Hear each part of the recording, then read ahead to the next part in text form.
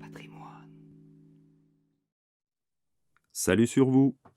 En quête de patrimoine, découvrons notre histoire. La vie des saints. 10 mai, nous fêtons la Saint-Antonin. Antonin, né à Florence en 1389, de parents honorables, entra dès l'âge de 16 ans dans l'ordre des frères prêcheurs et commença à mener cette vie sainte qui fit dire au pape Nicolas V « On pourrait canoniser Antonin de son vivant ». Après avoir occupé dans son ordre plusieurs charges importantes, il fut nommé, malgré sa résistance, archevêque de Florence en 1446.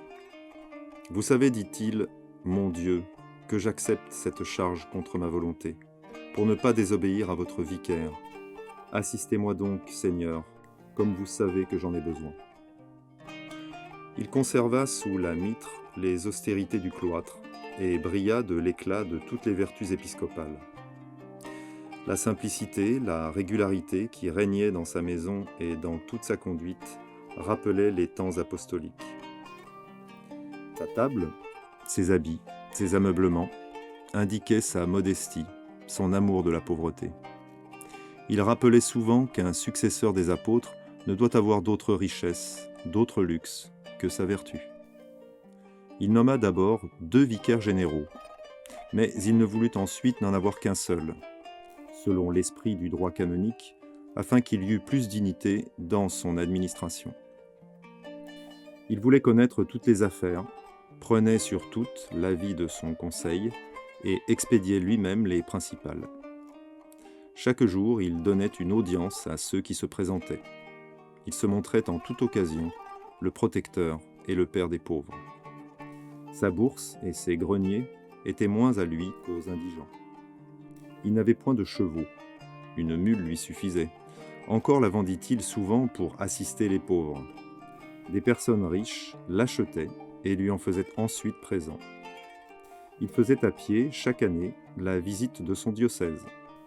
Il prêchait tous les dimanches et jours de fête. Tout le monde le consultait, tant il était sage et judicieux. On le surnomma Antonin le conseiller. La peste et la famine qui désolèrent successivement son diocèse lui donnèrent occasion de signaler son courage et sa charité. Il mourut le 2 mai 1459. Adrien IV le canonisa en 1523. Nous avons de saint Antonin une somme théologique et d'autres ouvrages, pleins d'érudition.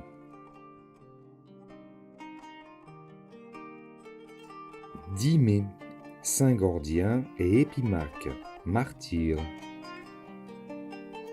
Les 2 martyrs n'ont livré combat ni sur le même champ de bataille, ni à la même époque, mais tous 2 ont lutté vaillamment pour la même cause, et tous 2 ont remporté la même victoire.